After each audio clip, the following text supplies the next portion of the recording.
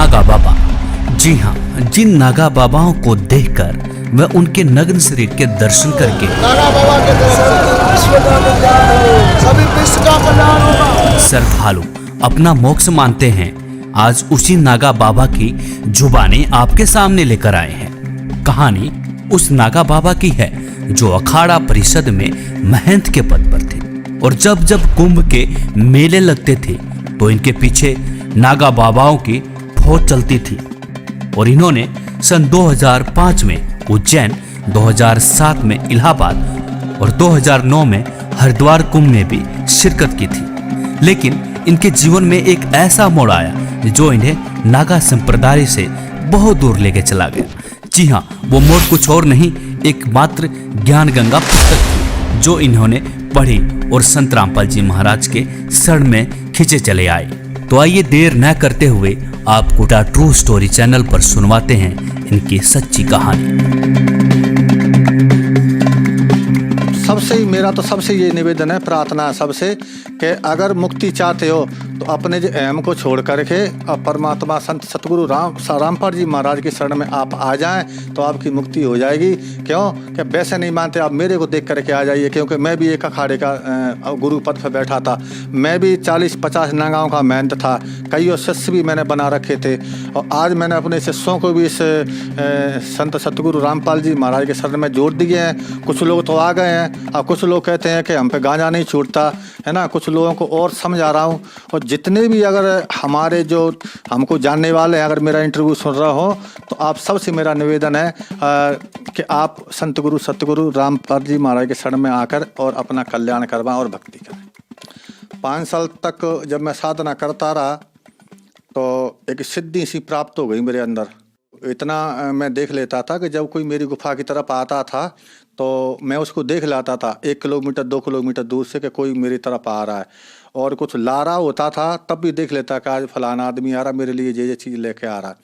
तो मैंने सोचा कि अब तो बहुत अच्छा हो गया। बोले तपस्या वो गुरुदेव ने मेरे को सही बताई थी, जो कि इतनी बड़ी उपलब्धि मेरे को हो गई। मैं इसी को ही बहुत बड़ा चमत्कार मान रहा था गुरुदेव का।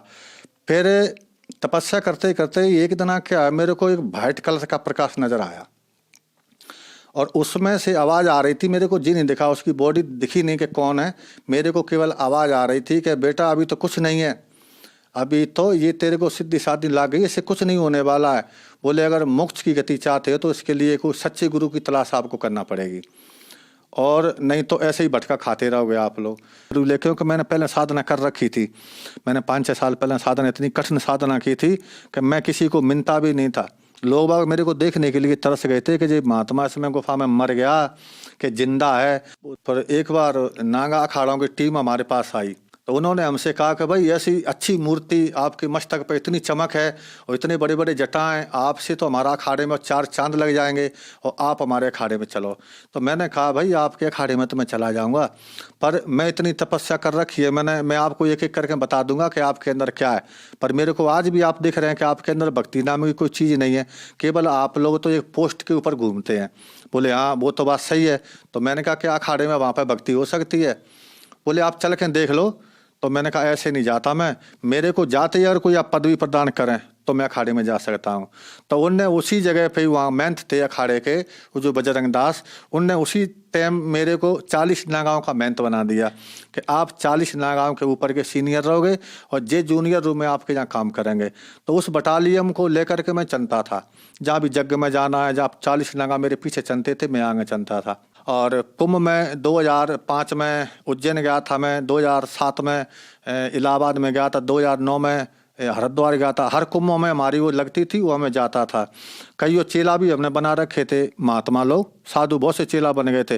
वो इसीलिए बनते थे कि ऐसे सीनियर महात्माओं के चेला बनने से छोटे पूरे बाबा उनसे कुछ कहते नहीं है। पर वहाँ तो हमारे इकट्ठे लोग बैठ जाते थे, सब लोग स्मोक पीते थे। तो मैं उनसे कहता था कि भाई ये क्या है? बोले कि जो स्मोक है इसे पियोगे तो देख लेना तुम डबल रोल हो जाएगा तुम्हारा। तो मैंने उनसे कहा कि जब आप इतना 1000 रुपये की स्मोक थोड़ी देर में पी लेते हैं और ख़त्म कर देते हैं, ये पैसा जो आ रहा है इसका आपके ऊपर पाप नहीं लगेगा? मैंने पहले रामायण गीता पढ़ रखी थी, इतना तो जानता था। तो मैंने कहा जी आप इतना नशा करते हो? बोले आप मस्त रहो, आप तो साधु बन गए। हमारे महंत ने ये कहा था कि आप साधु बन गए तो आपकी मुक्ति हो गई। है ना। और अब को आपको कोई आवश्यकता नहीं है नशा करना है, बताओ आप इतना सीनियर आपको बना दिए, अब आपकी क्या चिंता है, आपको तखत दे दिया बैठने के लिए।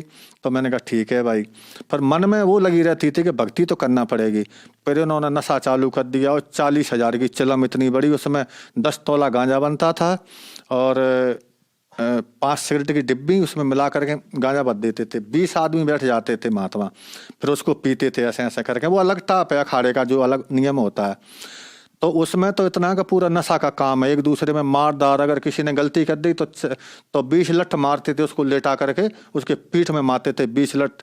वो हमारा मैं तो ऑर्डर देता था कि नरसिंह दास इसमें 20 लठ मारो लेटा कर। तो मेरे को थोड़ा दर्द होता था, तो जितनी जोरदारी का वो मैं तो बताता था, उससे मैं धीरे धीरे मारता था। उसमें कैसे ज़्यादा चोटें ना आए, हाथ घोड़े इसके टूट न जावे। तो इतने काम वहाँ पे जी लोग करवाते थे। फिर उनसे पैसा वसूले जाते थे कि तेरे को नागा बनना है तो 5,000 रुपये दे और भंडारा करवा। तो कम से कम नहीं तो 20,000 रुपये का टारगेट होता था एक नागा पंथ में। इसमें से 2-4 हज़ार रुपये अपनी जेब में डाल लेता था और बाद बकाई अखाड़े में जमा कर देता था। इससे अपना जो सारा खर्चा चलता रहता था वहाँ पे। और कोई कोई ऐसे बीच में आ गया कि भाई मेरे को नागा बनना, तो मैंने ऊपर भी नहीं भेजा, उसको नागा बना दिया तो पूरे 25,000 में ही अपने जेब में रख लेता था, उसका फर्जी पासपोर्ट में बना देता था। तो ऐसे चलता रहा। फिर वो मन में ये लगी रही कि भाई भक्ति जरूर ले, क्योंकि मैंने पहले साधना कर रखी थी। मैंने 5-6 साल पहले साधना, इतनी कठिन साधना की थी कि मैं किसी को मिलता भी नहीं था। लोग बाग मेरे को देखने के लिए तरस गए थे कि जी महात्मा इसमें गुफा में मर गया कि जिंदा है। तो जब ऊपर से अब आदेश हुआ कि इससे कुछ नहीं होता, कोई सच्चे गुरु की तलाश करो, जब फिर मैं गुरु की तलाश में निकला गो। फिर मैंने सोचा कि ये कैसे बात बनेगी। फिर मैं बाहर निकल आया, घूमता रहा, वो सच्चे गुरु की तलाश में बहुत जगह गया मैं, पर कोई, अब जो भी मेरे सामने वो महात्मा मिलता तो मैं वो महात्मा 18 और मैं 25, इतना फर्क मेरे को उसमें दिखता था। तो मैंने कहा कि अब इनको गुरु में क्या बनाऊं कि ये तो मेरे से वैसे ही बहुत कमज़ोर हैं। ये बने जरूर हैं, मठाधीश थे, बड़े बड़े जटा जूट रखा रखे थे, उन्हें बड़े बड़े आश्रम पे पैसा वाले भी थे, पर भक्ति उक्ति कुछ नहीं थी उनके पास। जब मैं उनको अपनी आंख से देखता था तो उसमें कुछ नहीं था, केवल पैसा था उनके अंदर। कईयों पास गया तो एक बार मेरे को कबीरपंथी कुछ भाई मिले। उनने कहा महात्मा जी कहाँ जा रहे हो? मैंने कहा भाई ऐसे सच्चे गुरु की तलाश के लिए मैं जा रहा हूँ कि जिसके पास शब्द होए, वो शब्द लेने जा रहा हूँ मैं, जिससे भक्ति साधना करके अपनी मोक्ष की गति पा सकूँ। तो वो बोले कि हमारे गुरुदेव शब्द बताते हैं, आप हमारे गुरु जी के पास चलिए। तो मैंने कहा चलो भाई, मैं पहले उनसे बात करूँगा। बोले हाँ आप बात कर लेना। तो वे मेरे को मथुरा ले गए सर। मथुरा में जाकर पहुँचे, वहाँ के जो प्रचारक थे, क्या नाम है वो, तुलसीदास जी महाराज, जय गुरुदेव। तो उनके पास मैं गया तो उनसे भी बातचीत हुई ऐसी। तो उन्होंने कहा बेटा भक्ति करो, मैं सवेरे आपको नाम दूंगा। तो जब उन्होंने मेरे को नाम दिया सवेरे, और नाम देते के बाद में उन्होंने मेरे से कहा था कि बेटा चिलम मत पीना और हुक्का पी लिया करो, क्योंकि हुक्के में तो वो तम्बाकू छनके जाती है तो वो तेरे को नुकसान नहीं करेगी और हुक्के में कोई दिक्कत नहीं है। तो मैं 500 रुपये का जिल लम्बा हुक्का लेके आ गया मैं, और 3 किलो तम्बाकू आके मैंने अपनी गुफा पर रख लिया और फिर दे दनादन हुक्का चलता रहा। तो छाती पे ऐसा हो गया कि जलन सी चालू हो गई कि हुक्का का सीधा धुआं जाता है। चलता रहा तो 3, 4, 5 साल तक। फिर मैंने उनको पूछा, मैंने हुक्के से तो मेरे को दिक्कत खड़ी हो रही है। बोले नहीं इससे कुछ दिक्कत खड़ी नहीं होगी, जो पहला कवर जमा है ना वो हट रहा है और जे कवर दूसरा चढ़ रहा है। तो मैं फिर लगा रहा साधना करने के लिए। उनने बता दिया था मेरे को कि ऐसे कानों में उंगली डालना है और ऊपर सुनना है, इसको सब तेरे को सुनाई पड़ेगा, जो भी आवाज़ सुनाई पड़ेगी उसी को शब्द कहते हैं, उसको पकड़ लेना, बस उसी को सुनते रहना सो तुम स्वर्ग पहुंच जाओगे। और मैंने कहा ठीक है। तो सर मैंने 8 साल उनकी साधना की। 8 साल में जो पहले जो मैं प्रकाश देखता था, लाल वाला है ना, पीरा वाला और जे है सफ़ेद वाला, तो वो पहले मैं जो आवाज़ें सुनता था, प्रकाश देखता था, वो तो चले गए, पता नहीं किस 60 में चले गए। और जय गुरुदेव जी ने जो बताई थी उससे कोई लाभ नहीं हुआ। जनता बहुत जुटती थी, हुक्का वाले आते थे पीने के लिए, आप हुक्का पिलाओ, हम 7:30 में हुक्का पीते थे। जो सीनियर थे ऊंचे बैठ के पीते थे, जो हमारे चेला चांटे थे, बहुत चेला बना रखे, तो वो नीचे बैठ के हुक्का पीते थे।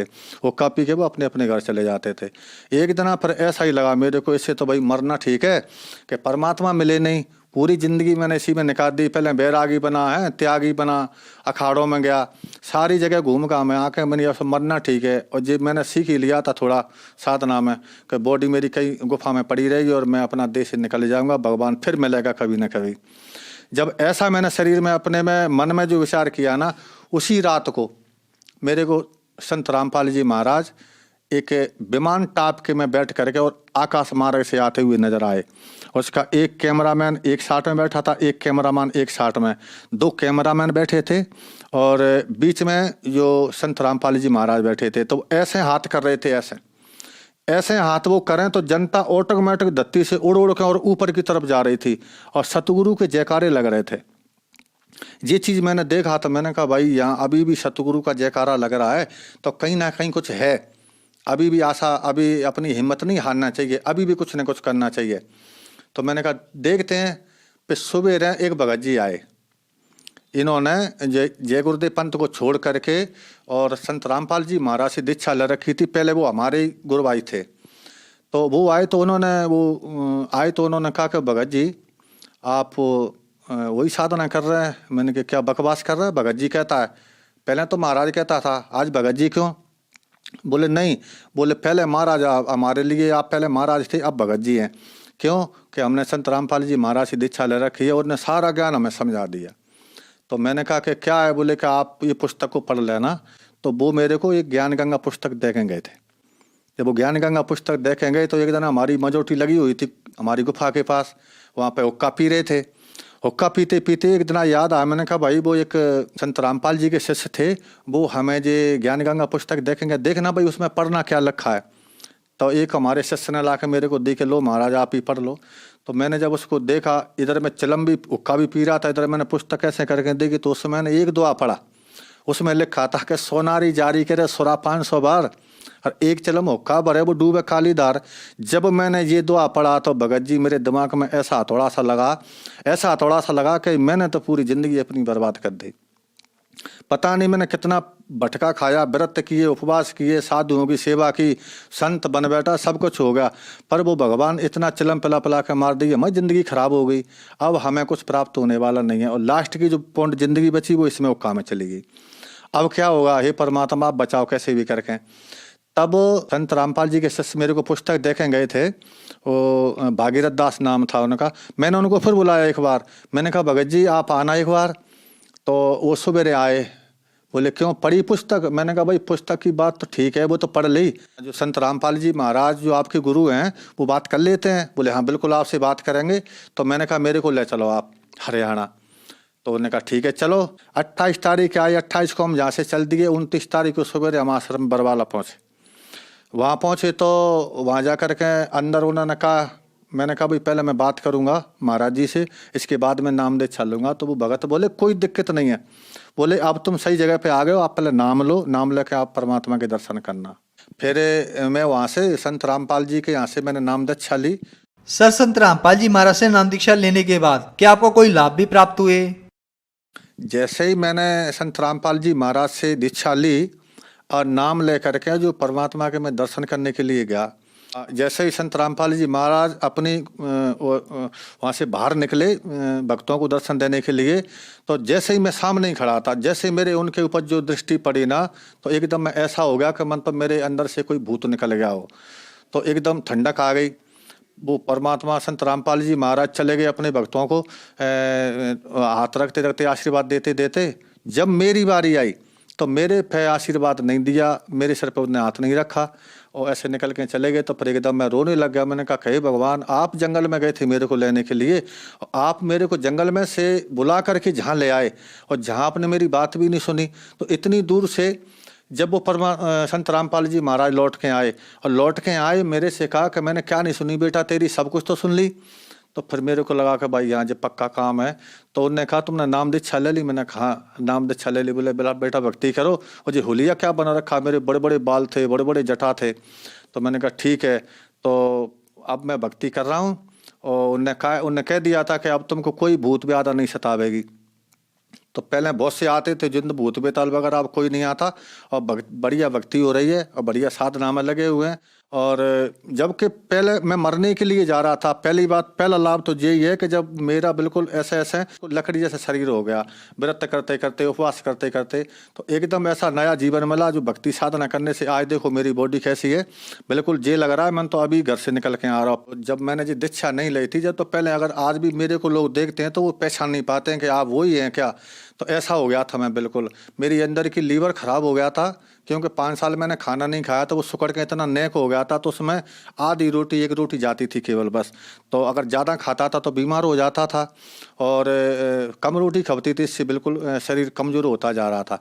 तो पहली बात तो यह है कि जब परमात्मा संत रामपाल जी महाराज से मैंने दीक्षा ली, तो जो मैंने मंत्रों के जाप किए, जो क्रिया उन्हें बताई थी, जो मैंने करना चालू की, तो आज मेरा वो लीवर भी सही है और मेरी पूरी बॉडी बिल्कुल ऐसे लगती है कि जी पता नहीं कौन है। और अगर आज वो देखें तो मेरे कोई पहचान नहीं पाएगा कि जी वही हैं कि दूसरे हैं। तो संत रामपाल जी महाराज ने मेरे को नया जीवन दान दिया है, और इतने बहुत से लाभ किए हैं मेरे साथ, तो इतने लाभ किए हैं कि एक बार रात को वो जिंद फिर आ गया था वहाँ पर। ये संत रामपाल की साधना छोड़ने के लिए वो मना कर रहा था, बोले पहले ही बढ़िया था, कोई दिक्कत नहीं, बढ़िया चलम चलती थी, वो का चलते थे, अब तो यहाँ पे कुछ होता भी नहीं है, हैं। तो बोले पहले हम भी आते थे तुम्हारे लिए, पैसा की कोई कमी नहीं पड़ती थी, हम पैसा भी आपको व्यवस्था कर देते थे।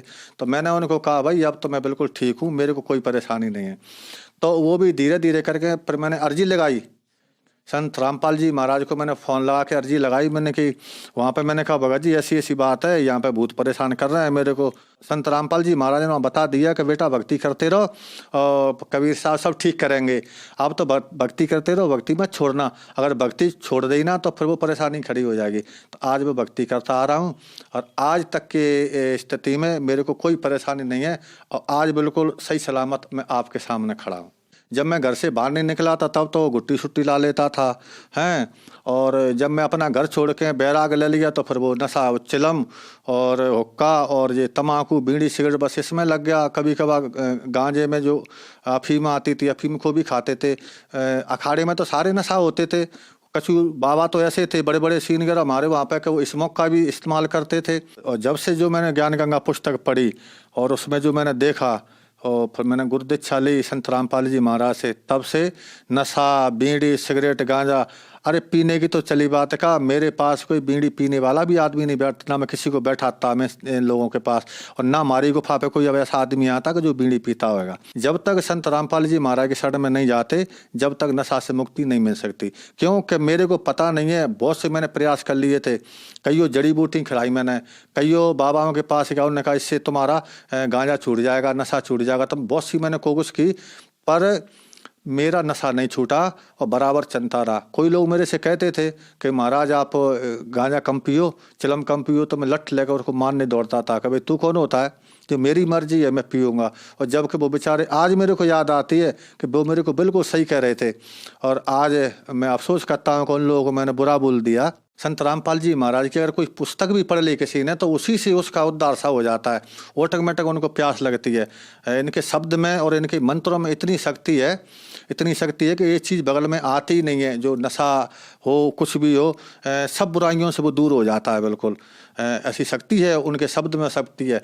और जो नाम उन्होंने दिए हुए हैं वो बिल्कुल शास्त्रों में जो है उन्होंने एक एक बात बताई है, हर शास्त्र की बात मेरे को बताई।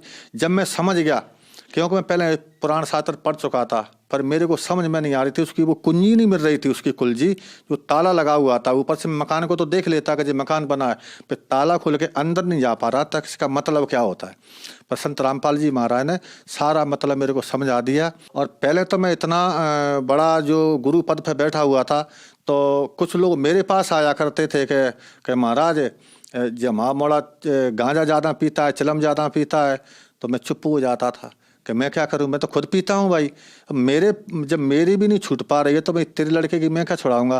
तो मैं चुप हो जाता था, उनसे कुछ नहीं कहता था, कह देता कि और किसी महात्मा को देख ले भाई, मेरे बस की बात नहीं है।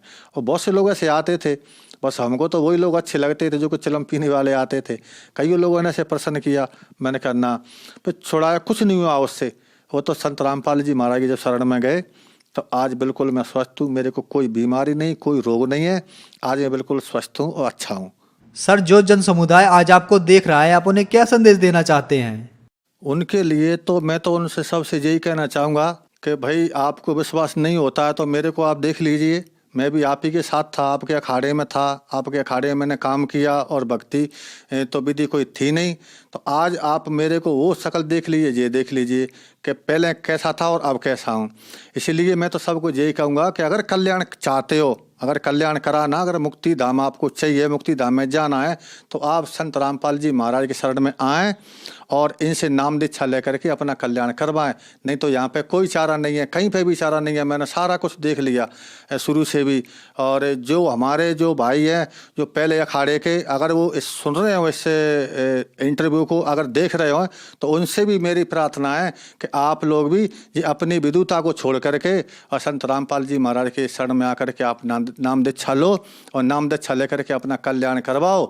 और नहीं तो बहुत बुरी दिशा हो जाएगी इस देह की। सबको ये प्रार्थना करूंगा कि इतना ये लोग अलग अलग जो विभागों में बट गए हैं, जो मेरे शिष्य भी थे पहले, ठीक है, जो गुरु भाई थे और महंत थे, मैं सबसे मेरा ये अनुरोध है कि आप आकर के और संत रामपाल जी महाराज की शरण में आएँ और अपने नाम दीक्षा लें और अपना भक्ति करें और अपना कल्याण करवाएं। मैं तो आपसे ये प्रार्थना कर रहा हूं कि आप 1 महीना ये भक्ति साधना करें, आपको अच्छा लगे तो आगे बढ़ जाना। अगर आपको नहीं अच्छा लगता, आपको फायदा नहीं हो इसमें, तो आप बेशक आप अपने वापस उसी अखाड़े के लिए लौट जाएं। क्यों कि मेरे को पता है कि 1 महीना का समय तो मैं आपको ज़्यादा कह रहा हूं। अगर आप ये 10 दिन भी इस साधना को करके देख लो, आपका नशा, आपकी जो गांजा, भांग, सिगरेट आदि वगैरह, इनका तो पता नहीं चलेगा। जैसे कि सूरज निकलता है तो रात का पता नहीं चलता कि वो किस दिशा को चली गई, इसकी जानकारी भी नहीं हो पाती कि रात है गई कहाँ। इसी प्रकार संत सतगुरु रामपाल जी महाराज से नाम दीक्षा लेकर के, और जब आदमी भक्ति करता है भगत अपनी, तो पता नहीं चलता उसको मेरे विकार कहाँ चले गए। उसे याद ही नहीं रहता कि मैं गांजा पीता था, कि सिगरेट पीता, तो पता ही नहीं पड़ता उसको। ऑटोमेटिक भगत जी अपने आप ही जो चला जाता है सब कुछ, कोई चीज़ बकाई नहीं बचती। सारा जो एमाल भरे होते हैं पूरे ऑटोमेटिक ही बाहर निकल जाते हैं। सबसे ही मेरा तो सबसे ये निवेदन है, प्रार्थना है सबसे, कि अगर मुक्ति चाहते हो तो अपने जो अहम को छोड़ करके और परमात्मा संत सतगुरु रामपाल जी महाराज के शरण में आप आ जाएं तो आपकी मुक्ति हो जाएगी। क्यों कि वैसे नहीं मानते आप मेरे को देख करके आ जाइए, क्योंकि मैं भी एक अखाड़े का गुरु पद पर बैठा था। मैं भी 40-50 नागांव का महंत था, कई शिष्य भी मैंने बना रखे थे। और आज मैंने अपने शिष्यों को भी इस संत सतगुरु रामपाल जी महाराज के शरण में जोड़ दिए हैं। कुछ लोग तो आ गए हैं और कुछ लोग कहते हैं कि हम पे गांजा नहीं छूटता है ना। कुछ लोगों को और समझा रहा हूँ। और जितने भी अगर हमारे जो हमको जानने वाले हैं, अगर मेरा इंटरव्यू सुन रहा हो, तो आप सबसे मेरा निवेदन है कि आप संत गुरु सतगुरु रामपाल जी महाराज के शरण में आकर और अपना कल्याण करवाएं और भक्ति करें।